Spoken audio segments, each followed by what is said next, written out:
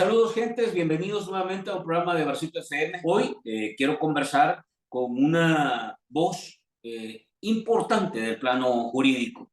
Queremos conversar para conocer alguna valoración y algún análisis sobre los últimos elementos que hemos conocido a partir del 1 de junio. Quiero darle la bienvenida al juez Durán. Juez, bienvenido y gracias por hacer un espacio y participar con nosotros. Muchas gracias, Franklin. Al contrario, gracias a usted por el espacio de poderme dirigir a su audiencia. Pues ha sido una semana bastante intensa políticamente hablando. El 1 de junio se cierra un ciclo de 4 años de este gobierno y básicamente se cerró con un mensaje del presidente de la República que visitó la Asamblea Legislativa. ¿Cuál es su lectura, juez, digamos, cómo cierra estos 4 años este gobierno con todas las características que conocemos? Y sobre todo, ¿cómo lo interpreta en su mensaje el presidente Nayib Bukele? Bueno, valorar estos 4 años de gestión presidencial, podríamos decir que se ha caracterizado por un esquema autoritarista, un modelo bastante autoritario que llegó a convertirse en dictadura. O sea, la pandemia le sirvió a él para utilizar el ejército y para tomar medidas desde el Ejecutivo para violentar los derechos de la gente. Los encierros que tuvo la gente por no cumplir con la cuarentena, el impedir el ingreso de los salvadoreños, el impedir libre tránsito por el país, fueron parte de esas acciones, aparte de poner en reserva el manejo de los fondos de la pandemia y desarticular instituciones muy importantes como el Instituto de Acceso a la Información Pública, entre otros, ¿verdad? Entre otros. Entonces, ese es un signo característico de toda la gestión, de toda la gestión. Pero el 1 de mayo de 2000, bueno, el 9F, hubo un intento de golpe de Estado que estuvo a punto de disolver el Congreso, estuvo a un momentito de disolver el Congreso, y también tenemos una gestión bastante mediática, donde hay una inversión millonaria en materia de propaganda y publicidad, controles con periódicos financiados con fondos públicos, con canales de televisión, con la propaganda, la publicidad también en las redes sociales, y hay también mucho show, ¿verdad? Mucho espectáculo para la gente, el tema del pan y circo que se utiliza desde la antigua Roma, ya lo decían los romanos, con estos conciertos, ¿verdad? Que eh, esta modalidad de tanto concierto es usado en otros lados para lavar dinero. Es un mecanismo de lavar dinero, un mecanismo de lavado de dinero. Habrá que investigar qué es lo que ocurre acá, por qué tanto concierto y de dónde la gente saca el dinero para ir a esas entradas, ¿verdad? Porque en otros lados lo que hacen es regalar esas entradas para que se vean exitosas. Entonces, ese es un mecanismo de lavado de dinero. Habrá que ver qué otro dato pueda suscitarse ahí, pero es como esa idea del pan y circo, mucho show, muchas luces, el tema del Bitcoin, el manejo del Bitcoin también, que está investigado por las autoridades federales estadounidenses, que han emitido una ley especial para investigar el manejo de los fondos del Bitcoin en El Salvador. O sea, la situación es el tema también que se está investigando con la negociación con las pandillas, ¿no? La negativa de extraditarlos, la sacada del país de algunos líderes de las pandillas. Entonces, que por cierto, también ya hay investigaciones en Nueva York a nivel de tribunales sobre estos casos. Entonces, digamos, esas características o esos indicios podemos verlo, ¿verdad? Pero el 1 de mayo de 2021 inició un proceso de dictadura, donde él concentra todas las atribuciones y se impide en los frenos y contrapesos la independencia judicial, ¿verdad? Que debe controlar los actos y los abusos del Ejecutivo y del Legislativo. Entonces, con la toma de la Sala Constitucional y de la Corte Suprema de Justicia, prácticamente concentra todos los poderes y lo convierte no solo en un dictador, sino un modelo de gobierno tiránico, como dice Montesquieu en El espíritu de las leyes. El 1 de junio, digamos, en su mensaje, básicamente se refirió en una primera parte al tema de la seguridad y lo resumió diciendo que su gobierno ha derrotado a las pandillas. Y básicamente ese fue todo el mensaje que resume esa primera parte. y en un segundo momento, pues, básicamente se dedica a hacer tres anuncios. El primero, él anuncia que va a pasar a reducir el número de municipios de 262 a 44. Y el segundo, que va a reducir el número de diputados de 84 a 60. Y finalmente cierra declarando una nueva campaña, digamos, una nueva operación del gobierno que está dirigida en esta ocasión o nominada como una guerra contra la corrupción. Ese fue básicamente su mensaje del 1 de junio. ¿Cuál es la lectura que usted tiene de estos tres anuncios y de que todo lo que se ha venido cuestionando, criticando, lo que usted ya mencionó, pues, todo eso fue básicamente, no lo tocó, no fue tema de análisis, ni el tema económico, todo se concentró en el mensaje de que ha derrotado a las pandillas? ¿Cuál es la interpretación que hace de este manejo del 1 de junio? Bueno, lo que se ve de estas medidas, de estas acciones que él ha tomado es perpetuarse en el poder, ¿verdad? Ahí podríamos resumir que estas acciones de su discurso están orientadas a la intención de él de perpetuarse en el poder y que ya está en campaña y que está tomando acciones sobre el terreno, sobre la marcha, sobre la ley, para concentrar el poder también, el manejo del voto, de los escaños electorales de las municipalidades y continuar en el ejercicio del poder. Y que de entrada es inconstitucional la candidatura. Las elecciones no son inconstitucionales. Lo que es inconstitucional es la candidatura del presidente de la República para el siguiente periodo presidencial, para el inmediato posterior, digamos. Porque esta misma sala, o esta sala, ¿verdad?, que fue impuesta el 1 de mayo, le ha avalado a partir de una resolución, de un auto, el que él se pueda postular como presidente. Entonces, como candidato a la presidencia. Eso de entrada es inconstitucional. Entonces, el tema es propaganda. El tema es propaganda. Él con su régimen autoritario, ¿verdad? Es cierto, digamos, hay que reconocer que ha tenido una acción frontal en contra de las estructuras sobre el terreno. Ha desarticulado el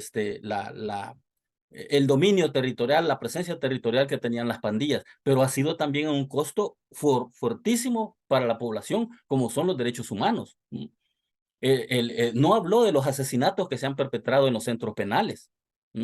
Y son asesinatos porque los han torturado, los han golpeado. El informe de Cristosal, que ha sido presentado también y que se ha dado a conocer, ya habla más de un centenar no sé si son 156, creo que son 156 personas que han muerto dentro de los centros penales.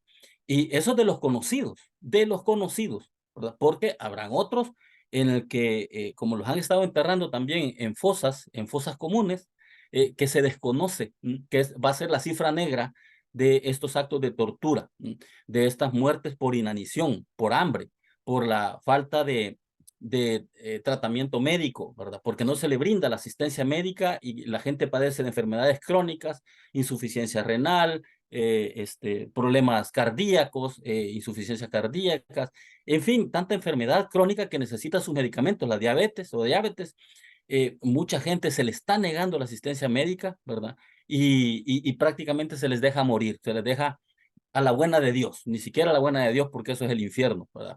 Para ellos. Entonces, este, eso no lo mencionó, no habla de las graves violaciones a los derechos humanos. Él habló de medicina amarga. El vicepresidente ha hablado de daños colaterales.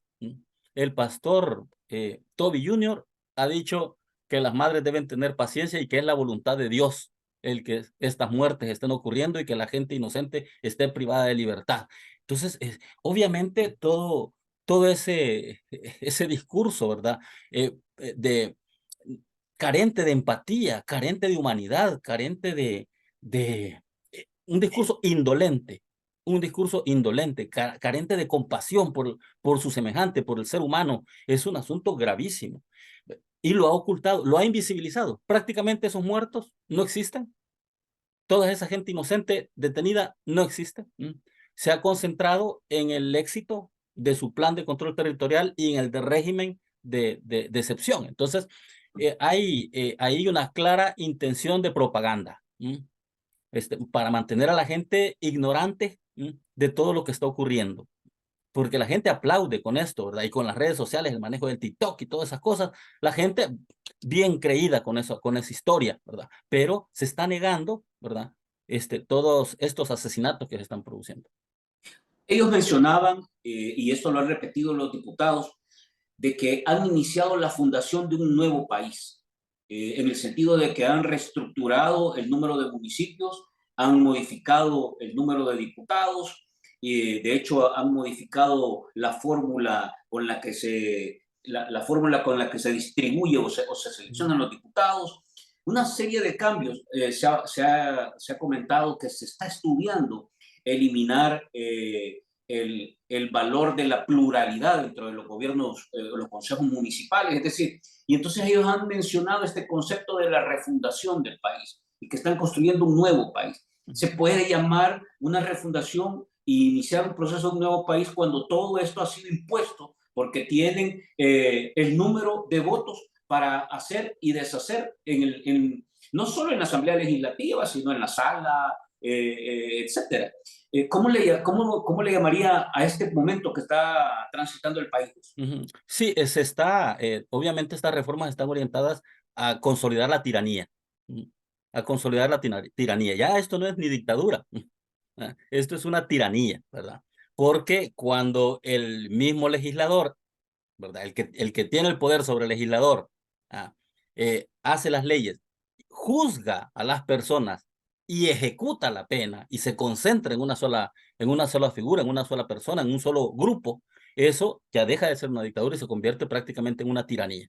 Al menos en el concepto de Montesquieu en el espíritu de la ley. Y estas reformas que se hacen en violación a una sentencia de la Sala Constitucional que dice que no se pueden hacer reformas al sistema electoral un año antes de las elecciones, para no cambiar las reglas del juego, las reglas del juego democrático.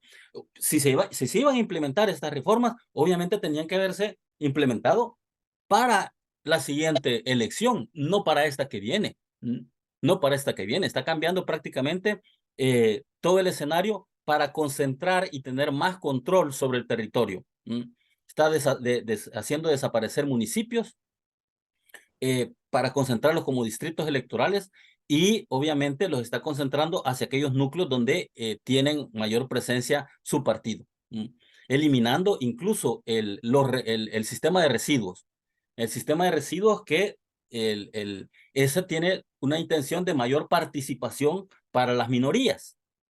Entonces prácticamente no se quiere un sistema deliberativo, un congreso deliberativo, un congreso donde se permita la libertad de opinión, de expresión, porque todo se quiere desde el oficialismo.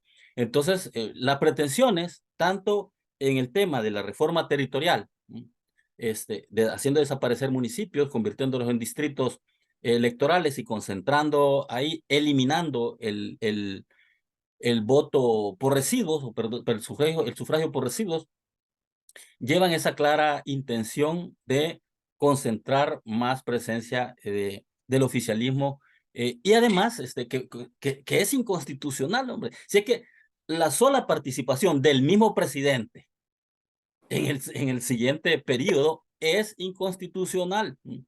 Es inconstitucional y violenta por lo menos 6 disposiciones expresas de la Constitución que hemos repetido hasta el hartazgo, ¿verdad? Entonces, estamos en una dictadura y vamos a convertir eso en una tiranía. Esa es la intención. Si esto, pues, como de todas maneras sigue avanzando, hay que verlo en la práctica, porque como decimos, tienen el poder, el tamaño y los votos para ponerle en la categoría de imposición a todo lo que ve, pero lo pintan como es el pueblo lo que nos da esta capacidad, esta posibilidad de tomar estas decisiones. El pueblo está decidiendo. Y ahora que se han manejado algunas encuestas, siguen reafirmando que es el pueblo el que le da la posibilidad de atropellar todo este tipo de marcos jurídicos que hemos visto durante los 4 años. Esto en realidad es un escenario o una ruta que le pone al país, digamos, un puerto estable, seguro, incierto, inestable. ¿Qué es lo que le ofrece al país? Tomando en cuenta que estamos a punto de cerrar los 5 años que constitucionalmente le tocaban a este presidente. Sí, bueno, lo que hay que ver es el comportamiento también, cómo se mira a El Salvador desde el extranjero, ¿verdad? Una cosa es la propaganda y la publicidad y otra es cómo actúan los gobiernos frente a lo que está ocurriendo en El Salvador. ¿Ah? El gobierno estadounidense está diciéndole a sus conciudadanos, no vayan a El Salvador, están capturando a la gente por tatuajes, no se les está brindando justicia pronta y cumplida, ¿verdad? Los están deteniendo hasta 15 días, no vayan a El Salvador. Lo mismo otros gobiernos que están en la misma dinámica, las experiencias que hemos tenido con extranjeros que han visto aquí, uy, el sueño americano hecho en El Salvador y que por tener tatuajes en su cuerpo los han detenido. Entonces, eso es lo que está ocurriendo, ¿verdad? En la calle. Y eso es lo que la gente está viendo. Y hay mucho descontento social. Y eso es lo que niega la propaganda del gobierno. Eso es lo que niega la propaganda del gobierno. La propaganda del gobierno hace ver que este es el país de las maravillas, hace ver que la gente está feliz, ¿verdad? En este país en el que manan la leche y la miel, y que vende esa idea a la gente que no vive acá. Ha manipulado al Tribunal Supremo Electoral, ha manipulado las reglas del juego electoral, ha manipulado o sea, todos estos cambios a menos de un año, a menos de un año. Estamos en junio, las elecciones son en febrero, estamos a 7 meses y ha alterado todas las reglas del juego, todas las reglas del juego en el ámbito municipal, en el ámbito territorial y el ámbito presidencial, ¿verdad? Porque él no puede ser candidato a la presidencia constitucionalmente. Entonces, si él gana, si eventualmente él llegara a ganar, como mucha gente cree, sus próximos 5 años serán inconstitucionales, conforme a la Constitución del 83. Va a ser un periodo inconstitucional carente de legitimidad. ¿Qué queda por hacer, pues, tomando en cuenta que, hay que decirlo, hay una bota política del régimen que aplasta todo? ¿Qué puede hacer el país? ¿Qué señales, qué opciones, qué puertas hay de cara a este ciclo que viene? ¿O básicamente la situación está sellada? Mire, nosotros como jueces hemos tomado algunas acciones, hemos denunciado, ¿verdad? La remoción de los magistrados de la Sala de lo Constitucional, el decreto 144 que reformó también el órgano judicial y que ha trastocado todo este tema de la independencia. Si no existe la independencia judicial, sencillamente no existe la independencia judicial y no existe la separación de poderes. Entonces, prácticamente estamos en la mano de la gente, estamos en la mano del pueblo. La solución de esto está en las manos de la gente, ¿verdad? Ver si la gente logra abrir sus ojos, se logra dar cuenta, ¿verdad? De lo que está ocurriendo, habida cuenta de la experiencia que ha tenido este pueblo. Este pueblo ha tenido experiencias crueles, ¿verdad? Los han castigado los distintos gobernantes autoritarios y dictatoriales, ¿verdad? La época de Martínez, que aplastó un levantamiento indígena y campesino de gente que tenía hambre. La represión que se vivió durante la dictadura militar desde los 30 hasta los 79, 80, la guerra civil de 12 años, la esperanza frustrada después de los acuerdos de paz, ¿verdad? Ha sufrido toda esta cuestión y que este señor, este presidente, ha aprovechado ese descontento popular, ¿verdad? Para generar ese odio, ha explotado sentimientos de ira, de odio, de indignación en contra de los gobernantes que estuvieron en aquel periodo, en contra de aquellos partidos políticos, en contra de todo, ¿verdad? De lo que él llama, ¿cómo usa esa falacia, ¿verdad? Del jingle jangle, la falacia de los mismos de siempre.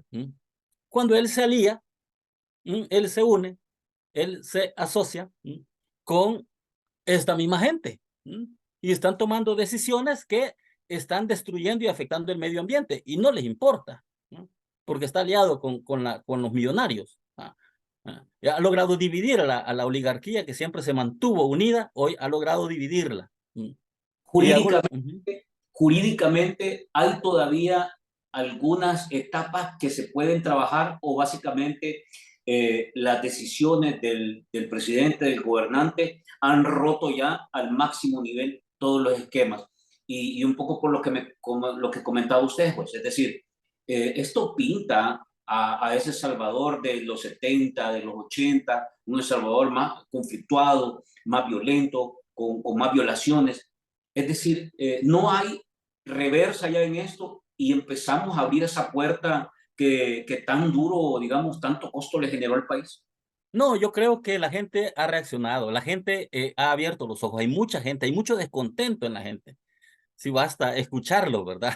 Basta escucharlo. La gente se expresa que está descontenta, no solo en el ámbito económico, ¿verdad? No, porque se les ha afectado a sus parientes, a sus conocidos, a sus amigos, ¿ah? Se les ha detenido y no se sabe nada, prácticamente son desaparecidos.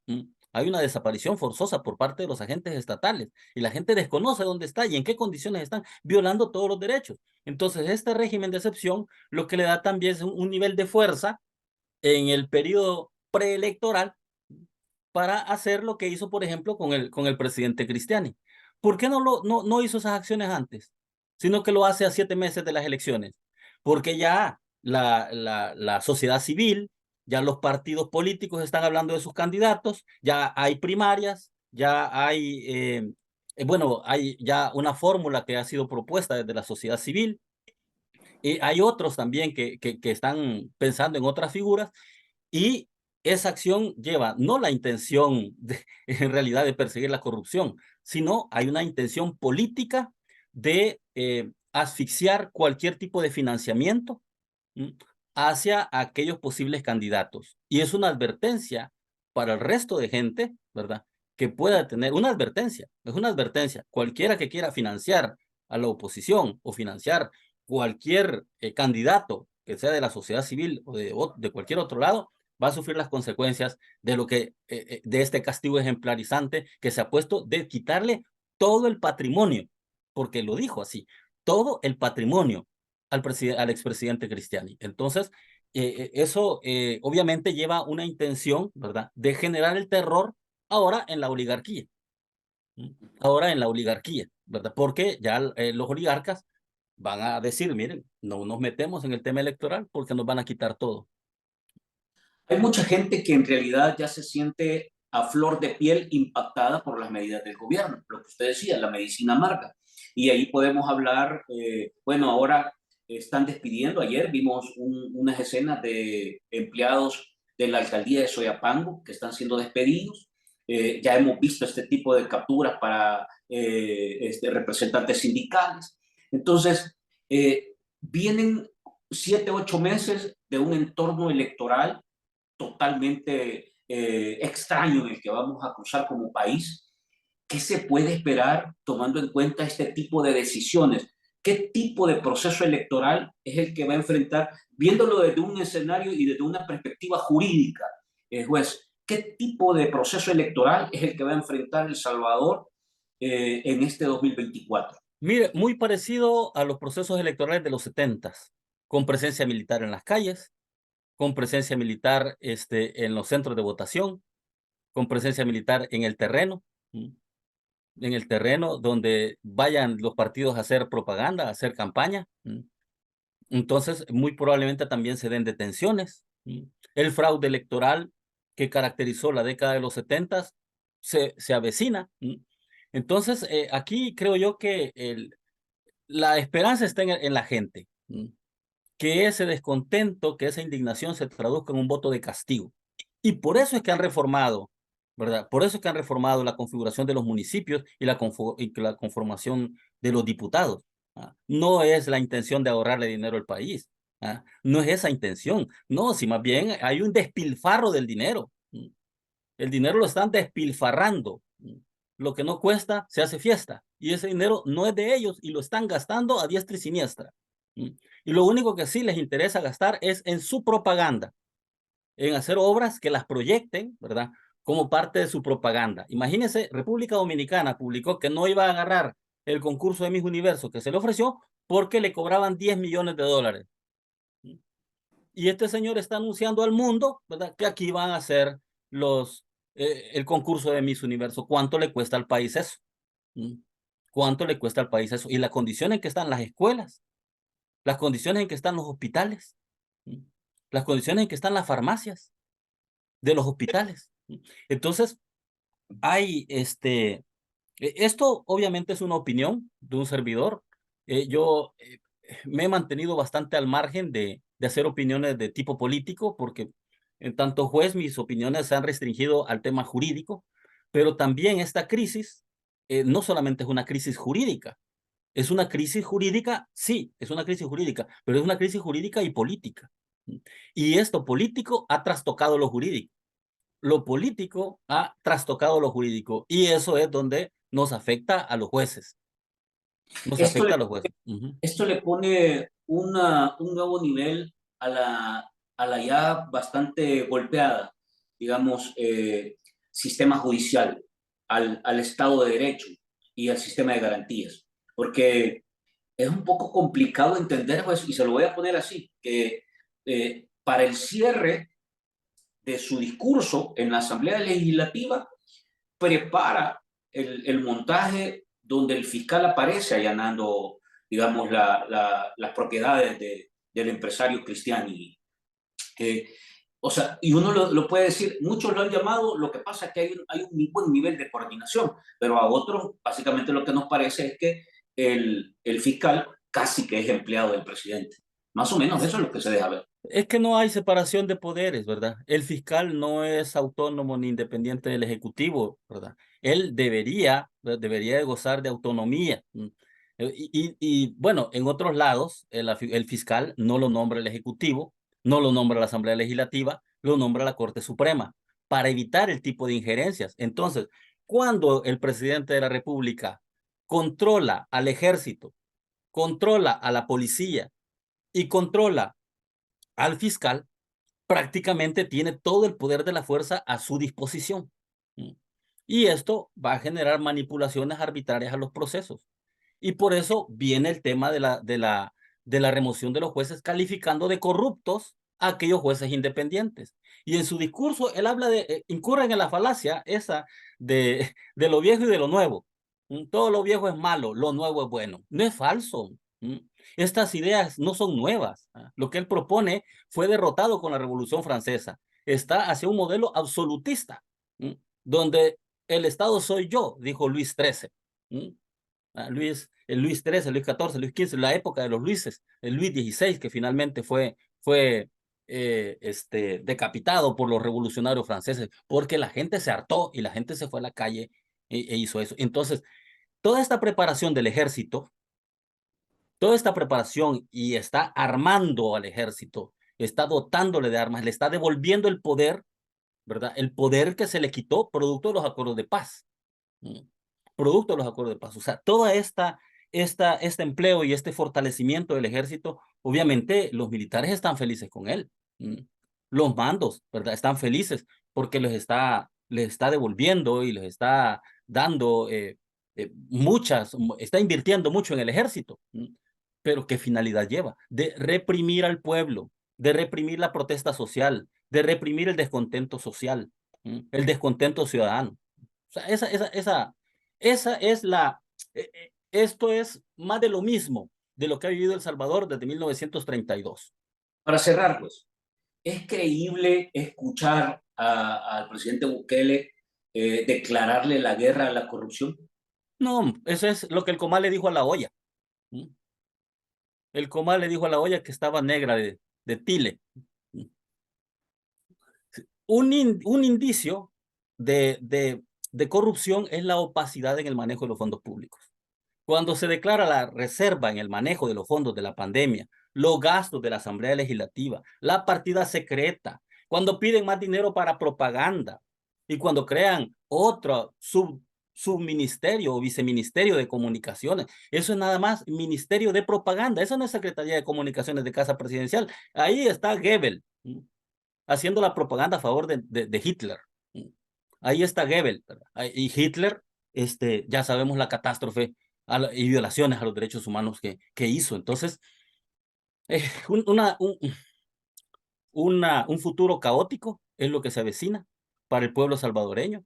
Muy probablemente lo quieran endulzar con migajas y con luces LED y con fuegos artificiales y con fiestas y bailes y conciertos y juegos centroamericanos. Hitler hizo los Juegos Centroamericanos en 1938, ya en plena dictadura. Y ahí les presentó a la nueva Alemania nazi al mundo. Argentina hizo el Mundial del 78 en plena época de dictadura militar con Videla, para adormecer a la gente. Entonces estos son indicadores de que con esa fiesta es el tema de, aquí entramos en formas sutiles de dominación de la gente. Por un lado tenemos 1984 de Orson Welles, en el que a través de la violencia, a través de la fuerza, se manipula a la población, a la gente, pero por otro lado tenemos un mundo feliz, un mundo feliz, que a través del placer y la diversión se domina también a la gente. Entonces, en 1984, la obra de Orson Welles, del 56 aproximadamente, eh, trata precisamente de que es una sociedad totalitaria, un gobierno totalitario en el que se crea el Big Brother y está siendo observado. Ya vivimos de la época del Big Brother. Hay espionaje telefónico. Lo han denunciado los periodistas del Faro que ocupan tecnología iOS, ¿verdad? Que con esta de Apple y Macintosh. Entonces, pero desde ahí se ve esa forma de dominio sobre la gente.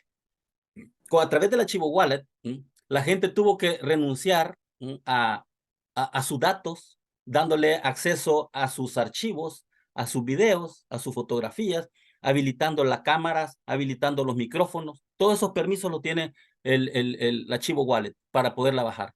Entonces ya tenemos a un Big Brother que nos está espiando a todos los salvadoreños en las casas. Y los teléfonos también los tenemos intervenidos. Pero por otro lado, o sea, una forma de control y de dominio a través de la fuerza. Pero por el otro lado tenemos Un Mundo Feliz, de Aldous Huxley. También otro inglés que en 1932 escribe esta obra, Un Mundo Feliz, en el que a la gente la dominan a través del placer, a través del juego, de la diversión. Si está triste, su pastillita para que esté alegre. Si está demasiado excitado, su pastillita para deprimirlo y controlarlo. Entonces, así lo tenemos. Esta forma, a través del dolor y del placer, se domina actualmente a la gente y la gente no alcanza a ver. La gente está embelesada, ¿verdad? Con las luces, con la música y con los artistas que vienen y que qué bonito lo que les están fabricando y lo que les están haciendo. Eso tienen adormecida a la gente. Y por otro lado, la bota militar y por otro lado, la policía nacional civil, fruto de los acuerdos de paz y que estaba orientada a respetar los derechos humanos y a garantizar los derechos humanos. Y hoy se ha convertido en un elemento más en un instrumento más de violaciones a los derechos humanos a través de este régimen, que ya no es un régimen de excepción, porque el régimen es transitorio, temporal, pero esto es permanente, esto ya es un estado de excepción. Vivimos en un estado de excepción. Cerremos con esto, pues. Cristosal acaba de presentar un informe en el marco de los 4 años y prácticamente revela con datos precisos una serie de situaciones que ya llegan al nivel de crímenes de lesa humanidad. En este marco se cierran los 4 años. Digamos, eh, el país en realidad, la gente que de alguna manera solo tiene la posibilidad de observar esto que está pasando. Eh, Toda esta información que estamos encontrando pone un entorno todavía más sombrío, pero sobre todo de miedo. Hablemos de la población. ¿Cuál debería ser el Estado? ¿Qué opciones tiene? Y precisamente esa gente que está empezando a tener miedo. Uno mira, pues, los vendedores ambulantes o informales de San Salvador que se quedan con los brazos cruzados y les decomisan su mercadería. Uno mira madres de familia a la afuera del penal orando, pero no tienen opción, no pueden hacer, digamos, mayor cosa. Uno mira empleados municipales siendo despedidos con procesos que están por fuera de la ley, pero tampoco tienen opción de hacer nada. Es decir, este tipo de situaciones, y para cerrar un poco, desde la experiencia judicial y con ese nivel de conocimiento, a pesar de todo lo que está sucediendo, ¿qué se le puede decir a esa población? Pues? Es difícil poderles, en este contexto, es bien difícil poderles dar palabras de aliento, ¿m? Porque hay mucha desesperanza sobre el futuro. Pero yo creo, aquí son dos ingredientes. Uno, que la gente exprese su descontento en las urnas con el voto de castigo, y el otro, el llamado a los políticos, a la clase política actual, no a los partidos políticos anteriores, a los actuales dirigentes de los movimientos sociales, de los sindicatos, de los desmovilizados, de la sociedad civil, a que unan y presenten una fórmula única, igual llamado a los partidos políticos, porque divididos difícilmente se le puede hacer frente a esta avalancha de propaganda y publicidad y adormecimiento que tienen a la población salvadoreña. Entonces, aquí hay dos, el que la gente tiene que reaccionar y votar, con ese voto de castigo. Pero dos, que tanto los partidos políticos como los movimientos, el movimiento social, que está disperso, lo hemos visto en las marchas, unos salen de un lado, otros de otro, otros de otro. Al final, los jueces nos hemos ido para un lado, ¿verdad? Acompañando desde ahí, pero unos vienen de por allá. O sea, esa misma descoordinación, esa misma desorganización se ha visto hoy públicamente cuando escuchamos voces de quienes están manejando estos asuntos. Pues el llamado es a ellos, a que se pongan serios y que tengan que renunciar también a algunas aspiraciones muy particulares y que se presente una propuesta, ¿verdad? Que sea digerible, una propuesta nueva, ¿verdad? Para que la gente confíe también en una nueva fórmula presidencial, ¿verdad? Ahorita la posibilidad para el pueblo es esa, que la gente logre canalizar a través de la propuesta que haga la clase política de una candidatura única, bueno, la otra vez comentaba, no me recuerdo con quién fue, que decía sobre la Unión Nacional Opositora, creo que fue con Julio Villagrán, ¿verdad? Que hablábamos que el 72 se unió, ¿verdad? El MNR, la UDN y el PDC en una única fórmula, que fue la Unión Nacional Opositora, con Duarte y Ungo, que fueron los candidatos, que no se permitió porque hubo un fraude electoral de la misma dictadura militar. Bueno, esa es otra cosa, pero hay que darle al pueblo la posibilidad de que la misma gente reaccione y que la misma gente quiera hacer este cambio. Pues le agradezco su tiempo y le agradezco que comparta con nosotros sus puntos de vista, su evaluación y su análisis. Sin duda, hay mucho trabajo que hacer para que la gente abra los ojos. Creo que esa es la principal tarea que muchos que tenemos un pensamiento crítico y que nos preocupamos por el país, nos toca. Es una misión de muchos, tratar de hacer que el que está a la par y un poquito más lejos empiece a entender que hay otras cosas más allá de, como se dice, de luces y juegos artificiales. Sí, así es. Esa es la esperanza inmediata que tenemos. La esperanza inmediata, que sería en febrero del otro año. Y por eso precisamente está cambiando todas estas reglas del juego. No por ahorrar dinero. Si ahorrar dinero quisieran, no despilfarraran tanto. Es para mantenerse otros 5 años en el poder y consolidar esta dictadura y esta tiranía en la que ya vivimos. Hay unos que dicen que también para protegerse y blindarse. Claro, porque el mantenerse en el poder le genera impunidad en todos sus actos, en todos los actos ilícitos que han cometido y que estén cometiendo y que van a cometer. Pues le agradezco nuevamente un gran abrazo de verdad y espero que más adelante podamos vernos nuevamente para seguir analizando qué es lo que está pasando. La verdad que va a ser unos meses bastante intensos y muy cargados de una serie de cosas que probablemente no sean de mucho agrado para el país. Sí, así es. Viene una coyuntura muy difícil, pero este pueblo también se ha caracterizado por ser un pueblo luchador y ser un pueblo victorioso. Así que Pero gracias a usted, gracias por el espacio, la oportunidad y un saludo a su audiencia. a todos Gracias. ustedes un abrazo y nos vemos a la próxima.